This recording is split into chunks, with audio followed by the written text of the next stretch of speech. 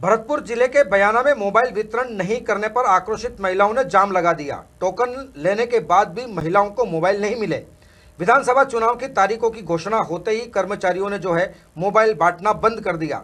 कर्मचारियों ने आचार संहिता लगने की बात बोलकर मोबाइल वितरण करने से मना कर दिया। पुलिस के अधिकारी लोगों से समझाइश करते नजर आए। साथ ही दोनों सड़कों पर वो दोनों तरफ जाम लंबी कतारें नजर आई। नाराज लोगों ने पंचायत समिति के बाहर कचहरी मार्ग पर लंबा और भारी जाम लगा दिया। वहीं प्रशासन समझाइश करता हुआ नजर आया। बीकानेर जिला मुख्यालय पर नगर निगम आयुक्त की ओर से कांग्रेसी समर्थक पार्षद के साथ बदतमीजी करने के विरोध में कांग्रेस निर्दलीय व मनोनीत पार्षदों की ओर से आयुक्त केसरलाल मीणा के कक्ष में धरना देकर विरोध जताया।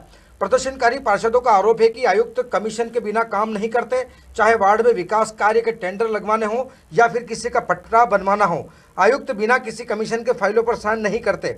अनेक बार इनकी शिकायतें भी की जा चुकी है। पार्षद मनोज बिश्नोई ने बताया कि आज जब पार्षद रमजान कच्छावा ने अपने वार्ड में विकास कार्य का टेंडर लगवाने के लिए मिलने गए तो उनसे तू तड़ाके से बात की और कक्ष से निकल जाने को कहा, जिससे पार्षद नाराज हो गए और उन्होंने विरोध स्वरूप आयुक्त के कक्ष में धरना देकर उनके खिलाफ जमकर नारेबाजी की। हमारे सीनियर पार्षद हैं, 3 बार पार्षद रहे हैं, रमजान जी कच्छावा, सेक्रेटरी साहब ने, कमिश्नर साहब ने, इन्होंने अपने कोई फाइल के लिए बात की, टेंडर लगने वाला आचार संहिता, तो उनको बोला कि मेरे वार्ड के टेंडर को लेके, तो उन्होंने तू तड़ाके से बात की, बाहर निकलने के लिए बोला। और सबसे पूरे निगम में शिकायत है, सबसे पैसे लेके काम कर रहे हैं, मोटे रुपए ले रहे हैं, उसके बाद टेंडर लग रहे हैं। यहाँ तक कि पार्षदों से भी पैसे लेके टेंडर लगा रहे हैं और आम नागरिक पट्टे के लिए घूम रहा है। हमारे साथ पीड़ित। बीकानेर जिले के बज्जू उपखंड मुख्यालय में ग्राम पंचायत बांगड़सर में स्थित आरडी 860 पर नवीन पुलिस चौकी का उद्घाटन समारोह आयोजित हुआ।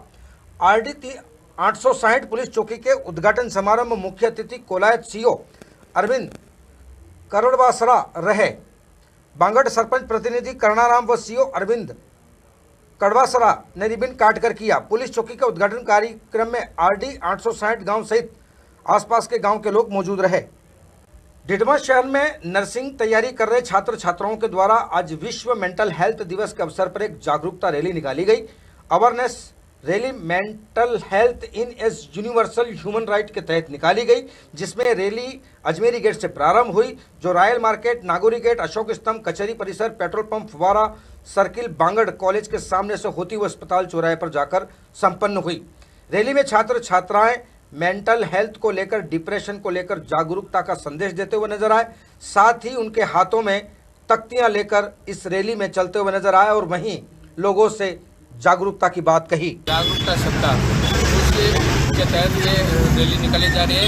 इसमें जो वर्तमान समय में सबसे ज़्यादा लोग मानसिक डिप्रेशन के रोगी ज़्यादा हो रहे हैं, बार बार खुदकुशी होना या जो कुछ ऐसी आपराधिक घटनाएं जो ज़्यादा हो रही है, तो उनको रोकथाम के लिए लोगों को जागरूकता करने के लिए ये जो जागरूकता रैली है वो हमारे सवाई कॉलेजों। राजस्थान में विधानसभा चुनाव का बिगुल बज चुका है। चुनाव आयोग ने चुनाव की तारीखों का ऐलान भी कर दिया है और आदर्श आचार संहिता भी लागू हो गई है।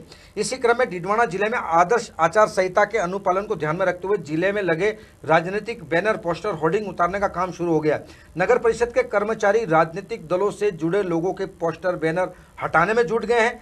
इसके लिए नगर परिषद ने अभियान चलाकर शहर के विभिन्न स्थानों से बैनर, पोस्टर हटवाए हैं। वहीं दीवार पर सार्वजनिक स्थानों पर लिए गए स्लोगन आदि को भी पेंटिंग कर मिटाया गया है। नगर परिषद की टीम ने शहर में घूमकर चुनाव संबंधी पोस्टर, होर्डिंग, बैनर आदि हटवाने का काम शुरू कर दिया है। साथ ही साथ वहीं लोगों से दोबारा सार्वजनिक स्थानों पर चुनाव प्रसार सामग्री नहीं चिपकाने या लगाने की हिदायत दी है। भरतपुर जिले के डिग जिले की गोपालगढ़ थाना पुलिस ने नासिर जुनैद हत्याकांड के एक आरोपी को गिरफ्तार किया है। गोपालगढ़ थाना पुलिस ने गुड़गांव के राजीव चौक से अनिल मुल्तान को गिरफ्तार किया है। पुलिस की जांच में एफआईआर के अलावा 8 आरोपियों के नाम सामने आए हैं, जिनमें पहला नाम अनिल मुल्तान का था। नासिर जुनैद हत्याकांड में अनिल मुल्तान का नाम पहले भी सामने आ चुका है। पुलिस अनिल मुल्तान सहित 8 आरोपियों के फोटो और नाम भी जारी कर चुकी है। पुलिस को सभी आरोपियों की तलाश थी। पुलिस को सूचना मिली थी कि अनिल मुल्तान गुरुग्राम आया हुआ है। इसके बाद क्यूआरटी टीम और गोपालगढ़ थाना पुलिस मौके पर पहुंची और अनिल मुल्तान की लोकेशन का पता लगाकर उसको गिरफ्तार किया। ये अनिल सन ऑफ नंदकिशोर मुल्तान नाम का मुल्तान गांव का रहने वाला, जो नगीना थाने में पड़ता है। ये नासिर जुनैद हत्याकांड में वांछनीय था, वांटेड था। 10,000 का इनाम भी था इस पर। आज इसको गुड़गांव में मुखबिर की सूचना से राजीव चौक बस स्टैंड पर पकड़े गए। ये बस में बैठने की फिराक में था और खुद के गांव जा रहा था। जैसे सूचना हमें सुबह मिली थी कि इतने बजे रवाना होकर जा सकता है, हमने पहले अजमेर के किशनगढ़ मुख्यालय पर सांसद के आवास पर जश्न का माहौल दिखाई दिया। बड़ी संख्या में भाजपा कार्यकर्ता पहुंचे और प्रशंसकों ने खुशी जताई। सांसद भागीरथ चौधरी ने कहा कि प्रदेश व केंद्र के शीर्ष नेतृत्व ने जो भरोसा जताया है उस पर खरा उतरूंगा। किशनगढ़ से भाजपा उम्मीदवार भागीरथ चौधरी, जो कि वर्तमान में सांसद हैं, उन्हें एक बार फिर से विधानसभा में लड़ने का मौका मिला है। भागीरथ सांसद ने कहा कि राजस्थान में डबल इंजन की सरकार बनेगी। किशनगढ़ विधानसभा क्षेत्र में भाजपा भारी मतों से जीतेगी। चौधरी के समर्थक प्रशंसकों ने माला और साफा और मिठाई खिलाकर पटाखे फोड़कर जश्न मनाया। साथ ही मार्बल एसोसिएशन के अध्यक्ष सुधीर जैन, सभापति दिनेश सिंह राठौड़, जिला सरपंच संघ अध्यक्ष हरिराम बाना आदि सभी ने अपनी खुशी जाहिर की। राजस्थान में विधानसभा चुनाव है और चुनाव के बाद आचार संहिता की तारीखों का ऐलान भी हो गया है। टोंक जिले के टोडा रायसिंह में प्रशासन अब पूरी तरीके से पोस्टर, बैनर और होर्डिंग हटाने में जुट गया है। टोडा रायसिंह शहर में आदर्श आचार संहिता का पूरी तरीके से उल्लंघन देखा जा रहा है। वहां पर अब तक जो है वो होर्डिंग और बैनर, पोस्टर नहीं हटे हैं। कांग्रेस पार्टी के दावेदार घासीलाल चौधरी के होर्डिंग पर कोई कार्रवाई नहीं हुई। कांग्रेसी दावेदार नगर पालिका प्रशासन की बड़ी मेहरबानी दिख रही है। शहर के मुख्य मार्गों के होर्डिंग्स पर यथावत सरकारी योजना व दावेदारों के पोस्टर नजर आ रहे हैं। अजमेर के जिला कलेक्ट्रेट पर गुर्जर समाज के लोग पहुंचे और जिला कलेक्टर से मुलाकात कर पुलिस के विरुद्ध धरने की मांग की है। समाज के लोगों ने बताया कि समाज ने आपातकाल बैठक में रामगंज पुलिस थाना क्षेत्र में 45 दिन से अपहृत नाबालिग बेटी के मामले में पुलिस द्वारा कोई प्रभावी कार्रवाई नहीं करने से उनका विरोध है। वहीं 12 अक्टूबर को जिला कलेक्ट्रेट पर 1 दिवसीय धरना देने की सर्वसम्मति से प्रस्ताव पारित किया गया है। ये प्रस्ताव भी किया गया है कि अगर 12 अक्टूबर तक नाबालग की दस्तयाब नहीं होती है तो उस दशा में प्रभावी आंदोलन के तहत 18 अक्टूबर को अजमेर बंद का आह्वान किया जाएगा। गत 1.5 महीने से रामगंज थाना क्षेत्र से हमारे समाज की एक नाबालिग बालिका का अपहरण हो रखा है। वो गायब है, लापता है। उसके बारे में तत्काल ही घटना के अगले दिन ही FIR दर्ज करवा दी गई थी। मुलजिमान को नाम पता सहित बताया गया कि ये नामजद लोग हैं, ये अपहरण करके ले गए हैं। 1.5 महीने से पुलिस हाथ पे हाथ रख के बैठी है, लेकिन कोई कार्रवाई नहीं की। 2 बार हम पुलिस अधीक्षक महोदय को ज्ञापन दे चुके हैं। 2 बार हम पुलिस महानिदेशक महोदय के पास में जाकर के रिक्वेस्ट कर चुके हैं और उन्होंने प्रभावी कार्रवाई के निर्देश दिए, लेकिन आज तक कोई कार्रवाई नहीं हुई। आज गुर्जर समाज की एक आपात बैठक हुई है। उस बैठक में तय किया गया है कि अगर हमारी बालिका को, बच्ची को दस्तयाब नहीं किया जाता है तो 12 तारीख को, 12 अक्टूबर अजमेर के जवाहरलाल नेहरू अस्पताल में आज ऑटोमेटिक लॉन्ड्री का उद्घाटन किया गया। ये उद्घाटन RTDC अध्यक्ष धर्मेंद्र राठौड़ द्वारा किया गया। इस लॉन्ड्री की लागत करीब 88 लाख रुपए बताई जा रही है। जेएलएन प्रशासन ने जानकारी देते हुए बताया कि काफ़ी लंबे समय से इस लॉन्ड्री की मांग थी, जो आज जेएलएन में लगाई गई है। जेएलएन में लगी इस लॉन्ड्री में ऑपरेशन, मरीजों के कपड़े, डॉक्टर और नर्सों के तक के कपड़े भी अलग से धुलते हुए नजर आएंगे। इस मौके पर जेएलएन मेडिकल कॉलेज के प्रिंसिपल वीर बहादुर सिंह और जेएलएन अधीक्षक के साथ ही डॉक्टर और नर्सिंग स्टाफ मौजूद रहा।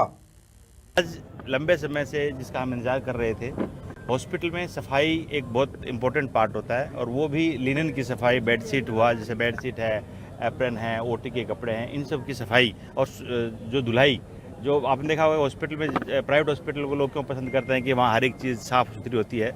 उसी की एक कंटिन्यूएशन लाइन में पिछले लगभग साल भर से जैन साहब के टाइम से ये चल रहा था कि हम भी एक ऑटोमेटिक लॉन्ड्री का लगवाएं, और वो फाइनली आज ये ऑटोमेटिक लॉन्ड्री हमारी शेप में आ चुकी है। और इससे स्टाफ को भी, डॉक्टर्स को भी, पेशेंट को भी, सबके कपड़े न केवल धुलेंगे बल्कि उनमें सफाई और वाइटनेस वो भी बरकरार रहेगी और काम जल्दी होगा। जैसा मुझे बताया अभी यहाँ के जो टेक्निकल आदमी हैं कि सब 45 मिनट में तो वो कपड़ा धुल जाएगा और 1 घंटे में सूख जाएगा। यानी 1 घंटा 45 मिनट में कपड़ा रेडी हो जाएगा। तो ये बहुत अच्छी बात है, चूँकि पेशेंट जब आता है और बेडशीट गंदी होती है तो अटेंडेंट को भी बुरा लगता है, पेशेंट को भी फील होता है। तो अब ये मैनुअल की जगह ये ऑटोमेटिक प्लांट के जरिए हो रहा है, तो हमारी ढेर सारी शुभकामनाएं। और आपको जैसा पता है कि हमारे मुख्यमंत्री जी ने हेल्थ इंफ्रास्ट्रक्चर के लिए अलवर जिले के कठुमर उपखंड क्षेत्र के ग्राम अरुआ में चोरों ने भगवान को भी नहीं बख्शा। मंदिर में चोरी करने के बाद सोने का मुकुट, बांसुरी, नकदी सहित अन्य सामान पार कर ले गए। सूचना मिलने पर मंदिर व ग्रामीणों की भीड़ लग गई। प्राप्त जानकारी के अनुसार बीती रात्रि चोरों ने अरुआ ग्राम स्थित राधा कृष्ण मंदिर से अज्ञात चोरों ने सोने का मुकुट, बांसुरी सहित अन्य सामान करीब 10,000 रुपये की नकदी चोरी कर ले गए। इस घटना को लेकर ग्रामीणों में रोष व्याप्त है। सूचना मिलने पर पुलिस ने मंदिर पहुंचकर घटना स्थल का मुआयना किया है। वहीं अब पुलिस चोरी के अनुसंधान के मामले में जुट गई है। 8-9 हज़ार रुपया और सोने को एक गोपाल जी को मुकुट और एक बांसुरी। लगभग कितने बजे घटना है वो? 12 बजे के बाद। भरतपुर जिले के बयाना में मौसम के बदलाव के चलते बीमारियों का संक्रमण लगातार बढ़ता जा रहा है। संक्रमण के बढ़ने के चलते मरीजों की तादाद भी अब धीरे धीरे बढ़ती जा रही है। बयाना सामुदायिक स्वास्थ्य केंद्र के सभी बेडों पर 2 या 3 मरीजों का इलाज किया जा रहा है।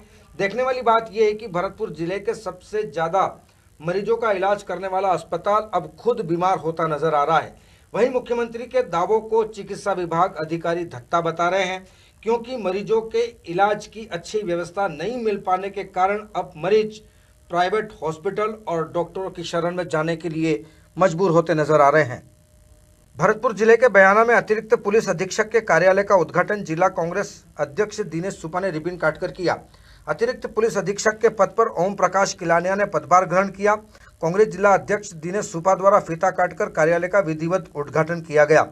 बयाना में पिछले काफी समय से एडिशनल कार्यालय की मांग थी। नवसृजित अतिरिक्त पुलिस अधीक्षक कार्यालय बयाना हिंडोन सड़क मार्ग पर स्थित सिकंदरा गांव में शुभारंभ हुआ। इस कार्यालय के खुलने से आमजन को काफी राहत मिलेगी एवं अपराधियों में भय व्याप्त होगा। राजस्थान में 200 विधानसभा सीटों के लिए 23 नवंबर को होने वाले मतदान में 5.25 करोड़ से अधिक मतदाता अपने मताधिकार का इस्तेमाल कर सकेंगे।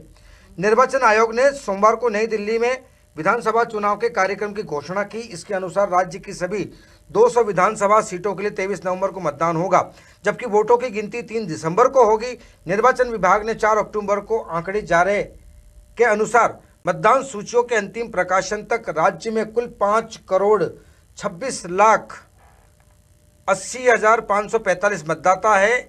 इनमें से 2,73,58,627 पुरुष एवं 2,51,79,422 महिला मतदाता शामिल है। वहीं अब राजस्थान में चुनाव का काउंटडाउन शुरू हो चुका है। वहीं अब राजनीतिक पार्टियां एक्शन मोड में आ गई हैं।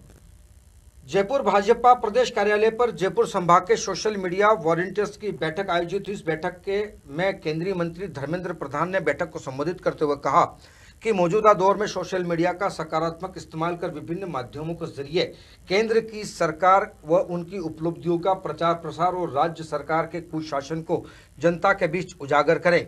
बैठक के दौरान प्रदेश संगठन महामंत्री चंद्रशेखर, चुनाव प्रबंध समिति के संयोजक नारायण पचारिया, प्रदेश महामंत्री भजनलाल शर्मा आदि उपस्थित रहे।